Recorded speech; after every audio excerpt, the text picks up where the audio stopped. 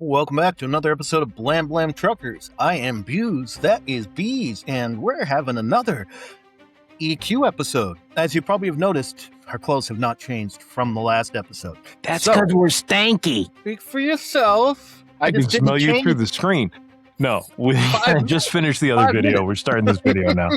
So, Beas. My Paladin, my Paladin, my Paladin. My Paladin. I have never leveled a Paladin past, like, I don't know, 40. Which may seem kind of high, but it was not when the level cap was 50, I'll tell you that. It was after Luckland. When you had Cease and Desist as lower level stuns. 2 different lower level stuns. One was Cease, one was Desist. I'm not a fan of the Paladin for my playstyle. I love Paladins in groups with me, especially with people who know how to play them. Having said that, initially when I was thinking about this server, I'm like, I'm going to play a Necro, and it's going to be the only character I play. And the truth is, every single time I try and play a Necro, and I mean every time, something happens that makes me rage quit. I've rage quit EverQuest about 15 times a day. That's not true. About twice a month. That's more accurate. If you haven't rage quit EverQuest yet, you haven't played EverQuest yet. Today I rage quit for a couple hours. I was playing my wizard in the group I was talking about in the last video, and Wizard's most powerful single target damage dealing spell at this point is a wave spell for AoE. But if you've only got a single target in the AoE area, then they'll take all of the damage of that AoE with the wave spell. So I'm doing like, my most powerful non-wave spell is about 1,000 damage. The wave spell does about 3,000 damage, roughly. It's whatever it is. That's not the most powerful spell in the game, but I'm only level 59 out of 65. So, I'm all set. We're fighting a mob. I've got it aimed up. I'm playing with a mage and a druid. One guy is boxing 2 characters, and both of their nukes land a second before my nuke lands. So, my spell goes off with no target, because they kill the target at the same time my spell went off. So instead of targeting the monster, it targets me with no other available target and kills me because I don't have 3,000 hit points and I wasn't at full health. So yeah, I needed to rage quit. I did not get up and scream and throw my hat and punch my microphone and kick the screen or anything like that. I didn't pick up my desktop and throw it across the room. I just sat there for a moment, and he's offering to go get me a res and find a cleric and bring in his cleric or somebody from the guild or whatever. And it takes me about, it feels like forever, but it was probably about 10 seconds. And I go, you know what? I think I need a break, because I was fuming on the inside. Go ahead. So what does that have to do with being a paladin? I'm talking about my playstyle here. I'm trying to figure out rage quitting. I rage quit whenever I play a necromancer. Things just don't go my way repeatedly throughout the course of my playtime. And when it does go my way, it's great. But inevitably, when I'm playing a necromancer, for some reason, usually when it's other people interfering with what I'm doing, something happens that just gets me so mad, I stop playing the necromancer. So that was what I was initially going to do. And I remembered that. And I'm like, well, maybe it'll be different this time. But then I start looking at other classes and what I haven't done in a while and what I'm really interested in doing. And I always really want to play a rogue as my main character. But that's just a terrible idea. Rogues right now are, in TLPs, they have a bad reputation. They are undervalued. It is not true, but they are undervalued. They're drastically undervalued. If I want to play a rogue, because they're undervalued, they don't get pickup groups, even though they do more damage than almost any other class in the game, except for monks at top level with their epics. Monks slightly beat out rogues in damage, and often rogues will beat out monks anyway in damage on raids, because they can do damage the entire time, while monks generally have to go off and pull. And their monks feign death to get rid of aggro, rogues evade, and evading doesn't stop them from fighting for more than a second, or a second or two at most. And it's if you have your macro set up, which it should say auto attack off, backstab, pickpocket, hide, do ability for all 3 of those. Auto attack on, you're not going to miss one of your auto attack swings if you have that set up properly. Anyway, but because rogues can't get groups, and there's one other thing we talked about in the last video, main roles in groups. Well, there are other roles that other things you can do with your character outside of groups, right? Even inside of groups that different classes have. And there are other things to consider besides your role in a group, like, can you solo? Well, Necros can solo. That's a nice thing. Rogues can't solo at all. No, they're terrible at it. They're not even very good at what is probably my favorite thing to do outside of grouping in EverQuest, which is farming. And by farming, I do not mean you're planting stuff in the ground or watching over sheep. Farming in EverQuest means you go to a zone where there's mobs that are lower level than you that drop stuff that give you money or loot or faction, and you just kill the snot out of them. And mages are great farmers because their pets can do so much damage. Beast lords also so much damage. But most melee classes are very good at farming, except for rogues. They just don't have the skill set for it. Rogues can pickpocket. They're incredibly fun to play back when the game actually needed exploration, which is not what it needs now. Rogues were invaluable for their hide sneak ability. They're not so invaluable for that now. So rogues just don't get the groups. And I'm like, I don't really want to spend the time fighting to get into groups. So I'm thinking maybe a tank. I haven't done melee in 2 years, 2 or 3, since 2023. I haven't done a main melee character. So 3 years. It's time for a melee character. I'm thinking Shadow Knight. But as I went through the spell list for Shadow Knight, it's not exactly what I'm looking for. So then I looked at Warriors again, but Warriors, I've mained a Warrior before. I highly recommend it. I really enjoy it. Now I can't solo as a Warrior. Warriors are almost as bad at soloing as rogues are. They just don't have the skills for it. And there's going to be people who see this video who say, that's not true. These classes have those skills. Well, it's so much more work when there's better options to get what I'm looking for. I'm doing this whole role thing, but one of the roles I want is being able to farm. But Shadow Knights could do it. I could tank, I could melee, and I could farm with Shadow Knight. Farm very easily.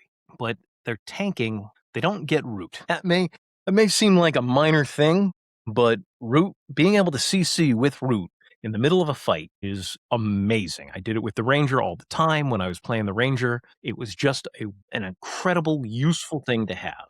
So maybe I should just play a Ranger again, except that left a bad taste in my mouth because, again, it took me forever to get groups. People just they devalue Rangers, despite the fact that Rangers are great damage dealers, decent tanks, can't take there's no other tanking class that can take aggro away from a Ranger effectively, at least in the first 3 expansions. You can argue for Shadow Knights, and they can't take it away and keep it, but Rangers can just spam Flame Lick, and that thing it's low cost. You can fire it one after another, and it just adds aggro faster than any other spell any other class can toss on there for the melee tankers. Paladins don't get me wrong, Paladins, Shadow Knights, they can all hold aggro. Warriors, now that they have Provoke and Bellow, can hold aggro, but Rangers just can hold it more than anyone else. They're the only one of those 4 classes that get taunt that are designed as damage dealers more than the others. Anyway, so I'm looking at the Ranger, I'm saying maybe. I'm looking at the Shadow Knight, and I'm like, probably. And I looked over, I talked to my current guild leader today. He had a lot of good things to say about Paladins. I went over their spell list. Eventually, and it takes a while, they are eventually excellent tanks. They got to get to level 28 to get stun without cease and desist. And I'm not looking forward to that, but I think when I get to like 45 or 50, I'm going to be able to kill 30s fairly easily. And the 3 main areas I really want to be able to farm in are the Minotaur Lord, who's level 30, and Steamfont, Hill Giants and Wrath Mountains, the Sea Fury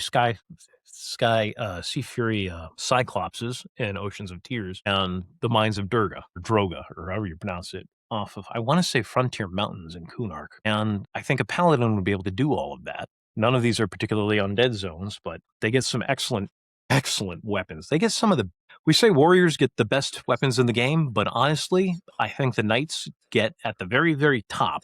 I think the Knights actually get the most damage dealing weapons because they have to use 2-handers to do their main damage, at least in the first 3-4 expansions. I think a Paladin might be what I'm looking for. I could be wrong, and you're the expert on Paladins between the two of us. Well, Paladins are nice, but yeah, in old EQ they are hard to do. And you dealt with me as a tank for a while. I mean, you were there when I finally first got my stun, because up to that point, and a lot of people will disagree, but that's fine because it worked for me 80% of the time. It worked every time. There's a spell called Flash of Light, which blinds them. And in EQ, if they can't see or if they can't move, they will attack the thing that is touching them. which meant that if I could keep them blinded and they did not resist, they wouldn't move away from me. And so that's what I did. And I was so happy. I forgot where we were, but I was so happy when I finally got stunned, because that stun changes the game for paladins. Clerics get it at level 2. Paladins get it at 28. So anybody, they fixed it with cease and desist, paladins get in Kunark, they get a proc. I closed that window. No, I did not. Divine Might. It is a Kunark spell. You have to do a quest for it, but it adds the Divine Might proc to your swing. So that's proc damage right there. That's going to help out. I'm probably playing a dwarf because, well, when you look at the stats, why would you play anything else? Only really matters in the beginning until you get full geared, but I get it. It only matters until you get all the high level gear from Velius or Lucklin and Pop come out. I don't plan on being around that long. I was told even with like the plain gear, but I could be wrong. I never got plain gear. Plain gear is nice. I'm not saying it's not nice. I'm saying stats matter. In the first 3 expansions, your starting stats matter, your starting abilities matter. If you have the option to play as an ogre, as a melee, always take it. Eventually AAs, you can, so all of the racial abilities that you start with in the game, you can earn all of those racial abilities through alternate advancement points or in other ways. Like Ixar start off with 100 swim skill. That's great, except let's see. 100 divided by 5 is 25, so by level 24, you can get 100 swim skill by swimming. It's not a game breaker in that respect, but ogres can't be stunned from the front. The only way to get that is through the alternate advancement for other races. I don't think that perk drops in until, I don't know when it drops in, and I didn't see it when I was looking on my Paladin today, but that alternate advancement points don't come in until Lucklin. I think that one drops either in Lucklin or Plains of Power, so we're talking about expansion 4 or 5. You can get it. The regen that, what do you call them? Ixar and Trolls are so proud of. Yeah. You can get that through AA. You can get to the same level of regen that they have by buying it with alternate advancement points. Long term, these things even out, and they're not, play what you think. If you're planning on playing this character for, a year, 2 years, 3 years, it doesn't matter what you start off. Make a Wood Elf Warrior if you want to. But if you're not, if you're just planning to play for a couple of months till the pugs dry up, which is what I'm planning to do, then I'll probably go back to my current server because this guild is awesome. Yeah, those racials matter. Those stats matter. And one other thing, too. Size matters. Dwarves are easy to click around. What? Nowadays, if you're willing to spend the money, you can race change easily. You can what? Race change easily. Oh, yeah. You can do that. If you're willing to drop 20 bucks, they're $25, yeah. Yeah. So, but I wouldn't suggest that as a way of checking different things. But, I was planning. If you got the money. So when you and I did that Memorial Day run a couple of years back, I was starting as a human monk because Kunark wasn't in the game yet. I was planning on doing a race swap over to Ixar when Kunark dropped for $25. It's a significant amount of money, but it's not, a breaking amount of money. And that was just for the racials. Well, it's just the same thing as our friend Azuian did when Kunark dropped on Mangler. They switched their Necro to an Ixar. Because you're right, stats and racial abilities matter. And back then, a lot of people did that on the servers, or do that on the servers, so they can already have their Necro, but they race swap it to an Ixar just because of the cannibalize, because they gain their health back faster with That's for shaman. You can start with a troll shaman and get the same regen. And if you're going to play a shaman, then you want to play a troll shaman that follows Inner so you can get the clicky with the, what do you call it? You can get an initiate of Inner clicky that has Clinging Darkness, which is a slow on it. Not a slow, a snare. And it's the same reason why if you want to play a solo cleric, you want to play a dark elf cleric, because you can get that same thing that gives you snare. If you get snare, and clerics already get the entire fear line, so if you get snare and fear, you can fear kite, and that opens up levels of soloing to you that weren't open before. So what is leading you to possibly do Pally over Shadow Knight? Lull? Yeah, I can understand that. The lull, so we talked about this in the last video, but the lull line, which there's a couple of them, but what it does is EverQuest was the first one to actually do this. You've got a mob standing there, right? So we're going to use Bone Crusher here. So Bone Crusher standing there, he has a radius around him of awareness. He's looking around, he's doing his thing, he's playing with his gun, He's playing with his little claw thing, but he's got this radius around him. If I successfully lull him or pacify him or harmony him, or I forget what the bard one is called, the radius shrinks. The better the lull, the more it shrinks until he could be standing there with his best friend Megatron, and I can attack Megatron with I can get Sunstreaker out here. Hold on, let me get his gun right. So I get Sunstreaker over here, and he's like, and he shoots and he hits Megatron. If he's lulled, even though they're right next to each other, his aggro radius is so small that I pull Megatron, and Bone Crusher stays here going, la, la, la, la, la, la, la, la, la, la, completely unaware because of the lull line. And that's how you single pull, oftentimes. I love Shadow. One of the methods of single pulling, yes. That's the most common method for single pulling. And then even if he came, I could root him halfway there, and that would give us 30 seconds, 40 seconds, 2 minutes if it's Fetter, almost 3 minutes if it's Fetter. It gives us time to where he's just sitting there going, I can't do anything. There's a certain amount of CC in pulling. And as much as I love Rangers, and I love Rangers, Paladins are just better pullers. Rangers can only lull outside, at least in Classic. Paladins can use bows, which is not a game breaker, but it's nice. That gives me longer range than any other. Bows have longer range than spells in this game. Potentially. If you get a bow with 150 range on it, most spells only have a 50-yard range or 50, whatever unit of measurement EverQuest people use. And then your arrow adds to that range as well. Cool things about Rangers is they get archery bonuses, and they can shoot things from half a zone away with a bow that has 200 range on it and an arrow that has another 150. Now you're at 350 range. You can't even see the thing, and you're like, you're Robin Hood, you know. Shot an arrow into the air, and where it fell, I knew not. Oh, there's 8 of them. Anyways. So I'm looking over the spells, and what can I say? Shadow Knights do more damage. They do.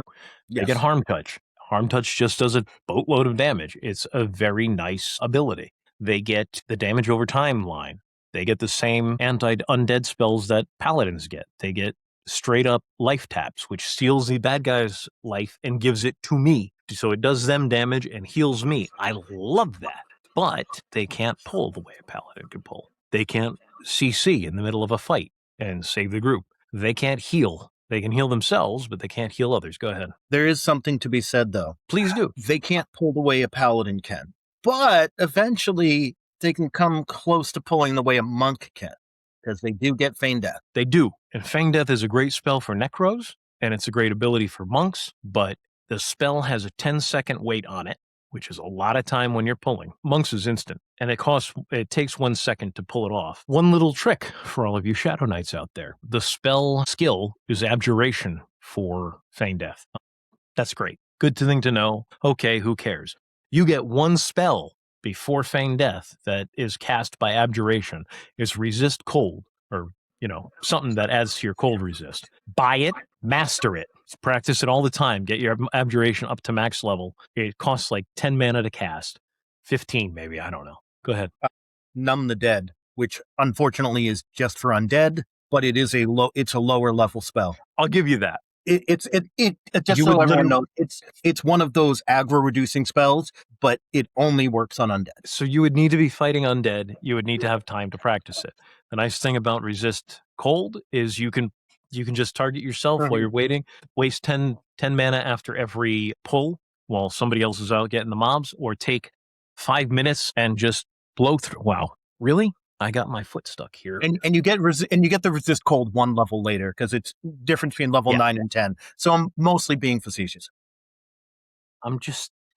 It's something you can just do in your downtime. You can sit before you log out for the day. You can blow your entire mana bar on Resist Cold, max out your Abjuration, and you're going to be ready. Do it once a level, and you're going to be ready for Feign Death when it comes out. Every time I'm playing with, and I do this every other year, I'm playing with Shadow Knights who can't Feign Death. And I'm like, did you buy Resist Cold or Frost or whatever it's called?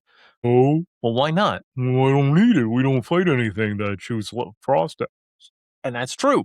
That's a really great point. But the whole reason you buy it is so you can max out Abjuration, and then you can Feign Death on command, as good as your level will let you. Just like for some classes, you buy True North, even though it's completely useless, just so that you can repeatedly cast it. That's what, divination? Yeah. I may have to do that for Invis to Undead, which I don't get till like 14. Yeah, and you also probably want it for, although like Flash of Light is level 2 and True North is like level 3 for Paladins. Is You Flash of might, Light Divination? yes, Oh, then I'll but have that maxed out anyway. but Using the But- Beas method of taunting over here. but the thing is, I mean, you can still fizzle, and the higher it is. So if you're not maxing it in combat, especially if you like, then it's going to be then using True North to whatever, or even Sense the Dead. Paladins get a good amount of, like, they get 3 divination spells in a row. But so you remember back in the day when Paladins, Rangers, and Shadow Knights didn't get like their first spells till like level 10, I think it was. Yeah, 9 or 10, yeah. And now it's like, so back in the day, they really did not give you any sort of, like, if you were a hybrid class, you were a melee class until level 9 or 10. So when I went back to play again, and I found that they had completely redone it, because I will admit, I had played briefly on P99, which is an emulated server that only really goes up through Velius itself as well. That's their agreement with Daybreak, yeah. So I had been playing that, and so I'm like, oh, okay. And then I play on this, I'm like, wait, what? What are they talking about? I get a spell at level 1, which you don't. You get it at you get spells starting at level 2, but I just didn't realize how to read Alakazam at the time. But I get a healing, I start getting spells that early. This isn't what I remember. This isn't what it was like on P99. Oh, no. This Daybreak, eventually, they did quality of life improve, or, Sony or Daybreak or whoever, the quality of life improvements, so that we can, get into the characters a bit more. So not all of your casting abilities are at like 0 when you get like your first huge group of spells. And they changed everyone. You used to get spells every like 5 levels or whatever, 4 or 5 levels. Now you pretty much get them every level, or you might have a couple of levels where you don't, but for the most part, you get spells every level, which is kind of nice, I do have to admit, because it also gives you a slower ramp. You're not trying to have to figure out how to use all of these spells, and you replace all your healings. You might replace like your healing spells, you get a new stun or a new whatever, and then all of a sudden you're out of mana because you haven't learned how to manage it. So it's nice that you get it slower so that you can learn how to manage these. You can see how much it takes off your mana bar and everything. So yeah, but anyways, I need to look over the Kunark armor, the clicky armor. I never There's got other most of that. because what was that? I never got most of that back in the day. In this server, you'll get it. This stuff drops like, well, water. What else? This is going to be a free. This server has every kind of EXP bonus, every kind of loot bonus. It is the stupidest server ever. I don't mean that in a bad way, but I'm quite serious. This is going to be the stupidest server ever. There's no true boxing, so you can play multiple accounts off the same computer from the beginning. I'm going to hate that, but as long as it doesn't impact my gameplay too much, that gets balanced off by the fact that almost every item is droppable or tradable, however you want to put it. So you go to the plains and you pick up all this planar armor from hate or fear, and any mob in the same, any monster in the same level range for the same expansion, all of the named mobs have exotic mobs or whatever, have a shot at dropping the loot of every other mob. So the reason why I mentioned the Minotaur Lord camp was not because I want a Hero Bracer, which a Dwarven Paladin cannot use anyway. It's because Hero Bracers have 10 strength. Back in Classic, that was a huge thing. Mm-hmm. That's why people didn't make Dwarven Paladins, because they're like, well, I want the 10 strength from the Hero Bracer. I get an 8. I get more strength. I had it here a minute ago. I'll bring that up in a second. The thing is, and I'm serious about this, the Minotaur camp for the Minotaur Lord allows me to camp simultaneously the Pegasus, the one that gives you levitation by right-clicking on it, Pegasus Cloak or the Pegasus Legs, whatever it is, from Quillmane in South Corana. That drops off the Minotaur Lord on this server. The Ancient Cyclops, the Ring of the Ancient Cyclops, which is for J-Boots, can drop off of the Minotaur Lord on this server. The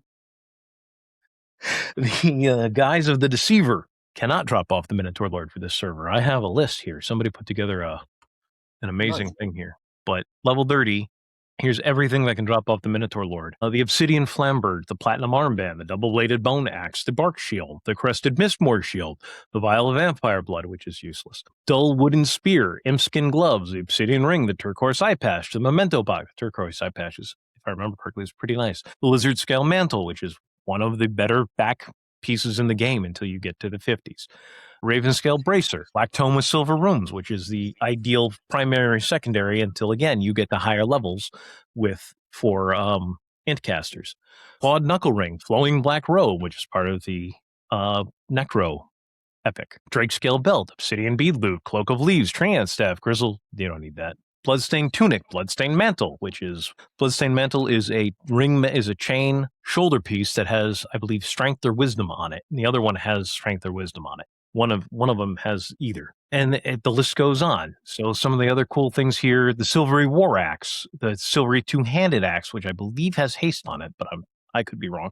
The Charred Guardian Shield, which has Wisdom on it. The Pegasus Feather Cloak, which is the one that you click on for the flying.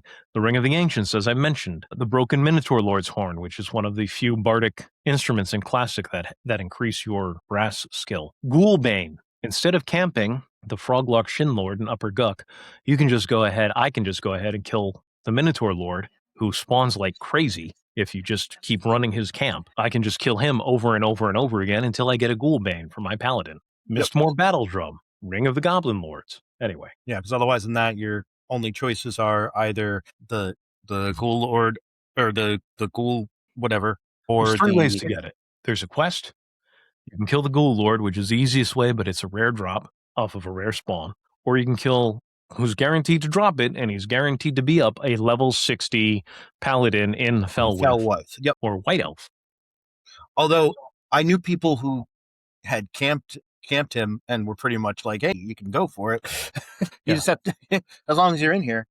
So when you're sitting down in a Guck and you get into the Ghoul Assassin camp or the Savant camp, or what else is in Lower Guck? Ghoul Assassin, Ghoul Executioner, Ghoul Savant, all of them have a chance of dropping the Guise of the Deceiver, along with all this other gear from anywhere in Classic. Mm-hmm. This is going to be, so the reason why one of the reasons why this is so cool is because all the people, we saw it on Mischief, where Mischief was the first TLP to have this, the open loot.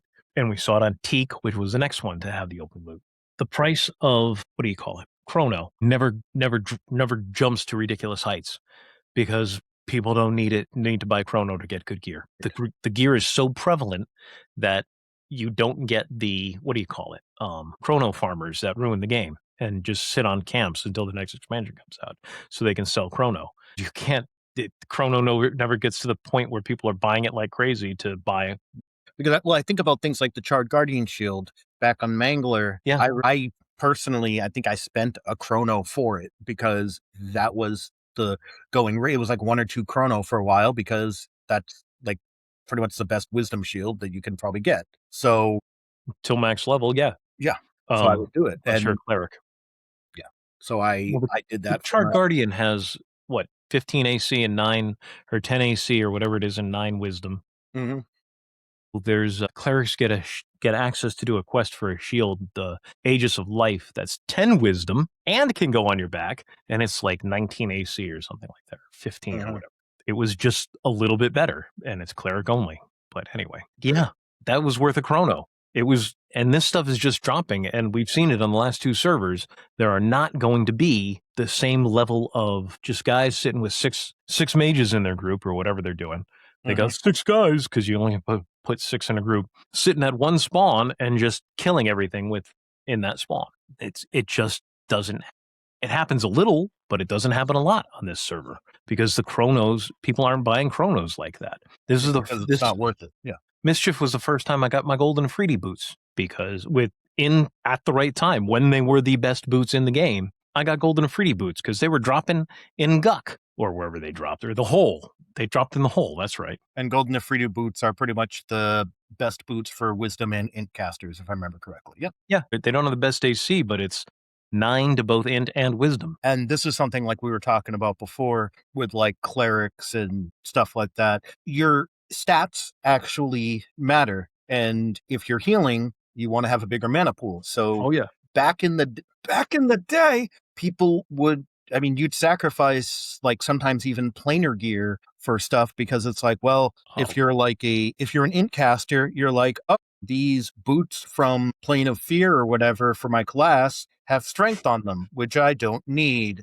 I'll stick with my Golden Afridi boots. Yeah, the Plane of Fear and the Plane of Hate gear. The concept that the developers had was that you wanted a well-rounded character because you're going to be doing a little bit of everything, and that's just not true. Yeah. It's not. You're going to min-max your character, especially casters, especially straight damage dealers. So it is true for the hybrids, and it's not very true for bards, but it's very true for the other hybrid classes because they need, like, if you're wisdom-based for your mana pool, you don't care about int. If you're int-based, you don't care about wisdom. If you're anybody, you don't care about agility once it's past 75. Go ahead. And the funny thing is, they tried to say otherwise because like all the stuff that came out like officially for EverQuest was like, no, int helps the speed at which you learn skills, and wisdom helps this, and so everybody wants this. It's like, no, we really don't. You don't know how your own game works, or you're lying to us. But we figured it out. In later expansions, though, they realistically started just. Probably, I think POP is where where maybe it was post POP, but class armors, finally it was like, oh, okay, these make sense. Velius, they started making sense? There's still some, like, if you look over the Thurgadin armor or I could probably bring it up, the Thurgadin armor or the Dragon armor or the Giant armor, your main stats are highly represented. And while you do get more strength, you do get a little bit of strength if you're a caster, and a little bit of stamina. A bit of stamina. Everybody gets a lot of stamina. Well, stamina is one of the few things that is useful for everyone just because of hit points. Yeah. Strength is nice for everybody so you can carry stuff. But not as important. No. Especially not on TLPs where people can just... I mean, ever since they introduced the Daybreak store, for the most part, you buy bags that are 100% weight reducing, and you buy you buy 140 slot bag. You have the Thule, the House of Thule expansion, which gives you two. One's a 20 slot and one's like a 32 slot or something bag, or 16 and 20 or whatever it is. You're not running out of bag space unless you're farming. So on both Teak and I found out about this on Mischief because I was a mage on Mischief, and as a mage, I went to get the Pegasus cloak, which I need for the Epic, and I could not find the Quillmane. He's notoriously difficult to get. So somebody's like, dude, just go kill the Minotaur Lord. And so somebody in my guild, and I'm like, what? And he's like, look, everything drops from everything else. You've noticed that, right? I said, yeah, it's fun. It's really cool. But what drops the Pegasus cloak? The Minotaur Lord. Just go kill him. So I'm like, what do you mean? And I'm asking for more information, but they're like, dude, just go do it. So I go to get the Minotaur Lord, and I've never camped the Minotaur Lord before. Now, when I did Mischief, I camped the Minotaur Lord, and it was awesome. He spawns. There's a regular spawn rate on all the other Minotaurs in that cave, all of them. So you go in and you kill all the Minotaurs in the cave, and there's a chance for the Minotaur Lord to spawn at any one of those. He can double spawn. He can quadruple spawn. I've seen it. I've done it to him. And it's a quick spawn rate, and I just wiped that cave out until my bags are full. And all that gear I just read off, I've had all of it drop from the Minotaur Lord, and I can't give this stuff away. Half the stuff is normally no drops, so no vendors will buy it. I'm sitting there deleting this stuff afterwards, but the stupid dopamine rush I get from getting named items is a real thing. And I'm like, this is awesome! And it's not awesome. It's a pain in the butt, but I love doing it. So when I played on Teak, I went to go do Camp the Minotaur Lord, and I camped the snot out of him, and I didn't need any of the gear. I was going for the Pegasus cloak.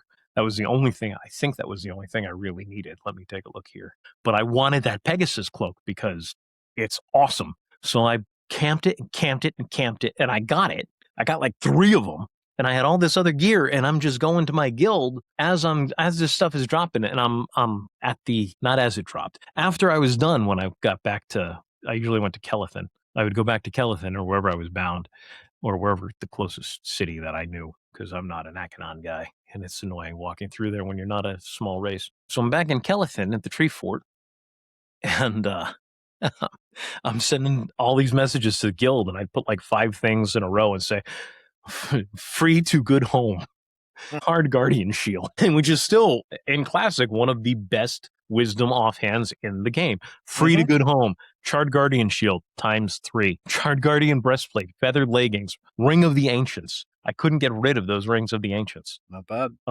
And I had one. I had J boots on all of my characters who couldn't cast So. I didn't just have one set of J boots like I normally do, and because they're heirloom most of the time on these TLP servers nowadays. So I would just pass it from character to character. I had J boots on each one of my toons. I had Pegasus cloaks on each one of my toons who couldn't cast Levitate on themselves. I had not only that on my pure int casters, because the Ring of the Cyclops is a wrist piece that adds +5 int. So every one of my int casters had an ancient Ring of the Ancient Cyclops on them, and J boots. These are stupid fun servers to be on. I'm gonna try it as a paladin. I just thought of it today. I may change my mind next week. We may be like, I'm gonna be a monk. But monks don't have the utility I want. I love their feigned death. I love the amount of damage they do. But FYI, everybody out there who thinks monks are the greatest thing since sliced cheeseburgers, their ratio at level 60 is 0.60 something, 08 or something like that. 0.6. Almost every one-hand epic is a 0.6. They do not have the best ratio in the game. They just don't. Sorry, guys. If you can get 2.6 or better weapons in your hand at level 60, which you can very easily after Kunark, you can outdamage, a rogue can outdamage a monk just from white damage, just from their melee. Sorry. The monk doesn't need those, so. Yeah, well, monks can't take the augments that are available and put them in for additional damage into their hands. Valid. And monks they'd actually have to use hand-to-hand weapons, which would then lower it. They do get weapons that do 0.6 damage for one-handers. I'm not saying rogues will always, with better weapons, rogues will always outdamage monks. That's not what I'm saying. I'm saying the monks are not the be-all and end-all of damage. Rogues can not only keep up with them because of backstab, they can outdo them. You can get the same level of haste, you can get the same ratio on your weapons, you can get better procs, or the same procs. You can outdamage a monk. They're not the kings of DPS like people are saying. They're excellent at it. It's easier for them, but they're not the kings of DPS. So, and that's why I'm playing a paladin. I want to try it. I've never done it without cease and desist. I really don't like the idea of trying it without cease and desist. You can deal with it though. It's not too bad. Getting to 30 is fast, and so this server isn't just having the free loot, it's also got the treasure hunter thing like Fangbreaker does, where different zones have different bonuses, weird, crazy super bonuses. It's got the highest XP modifier of any that's available from Daybreak for every zone. It's going to be stupid fun. It's just is. It's going to be stupid fun. It's going to be crazy that first weekend, but really looking forward to it. I'm looking forward to playing with some of the best weapons in the game, because Paladins and Shadow Knights get the best weapons in the game, kind of. They're definitely way up there, and they're more common than others. Ghoulbane, for instance, is really good, especially against undead. And I mean especially against undead. It procs an undead direct damage spell. Yeah, I actually knew of some people who, even after they got their epic or whatever, they would go back and get another Ghoulbane. Yeah. Their epic is a two-hander. Yeah, Ghoulbane's one-hander. Yep. Yeah. And it's just, and if you follow the traditional path for EQ leveling, now there's people who are going to say in Classic you could level up any way you want to, and then there's Kunark zones and there's Velius zones you can use as well. But the traditional path, the fast path, the path you're always going to find a group to get into, and you're not always going to find a camp, is technically Crushbone. You get through your newbie zone, you go to Crushbone. You go to Crushbone till 12. At 12, you go to Unrest. You can go earlier, but I don't recommend it. If you want to, you're fine at like 9, but you're only going to be able to do grounds. If you had a group of 9s, you're going to have a hard time holding Gazebo. Gazebo is the first camp. You go from Gazebo to main floor to fireplace to basement in Unrest. Basement will take you to 35. As soon as you hit 28, you can go to bedroom in Lower Guck. Lower Guck will take you all the way to 50, but if you start camping, you start losing good XP around, I'd say 46. But at 46 to 48, you go to the hole. This is if there's no Kunark. You can also, that is the traditional path. If you don't go to the hole, you can go to fear or hate. Hate is easier to group in because the mobs aren't as crazy and they path better, but it's harder to get there. You need a wizard to teleport you up. Fear you can just walk into, but fear is a crazier zone. You're more likely to get swarmed. All right. So do you want to take us out? Because I think it's about that time. One more thing. The reason why that's such a chosen way to go is if you're looking to fight undead, which necromancers, clerics, shadow knights, and paladins all get bonuses to fighting undead, after you leave Crushbone, you're fighting undead the entire time until you get to the hole. And even in the hole, there's an undead camp. So that's also why it's the traditional path. All right. Anybody out there knows somebody from, this really was not a story episode. Anybody out there who knows somebody from Warner Brothers movies? I would love to do some, especially Warner Brothers, but really anybody over at Paramount Warner Brothers can find thing. I'd love to pitch a few movies, especially superhero movies for DC. Please let us know in the comments down below or contact us through YouTube. Thank you. Keep on trucking, you blam blam truckers. See you, truckers.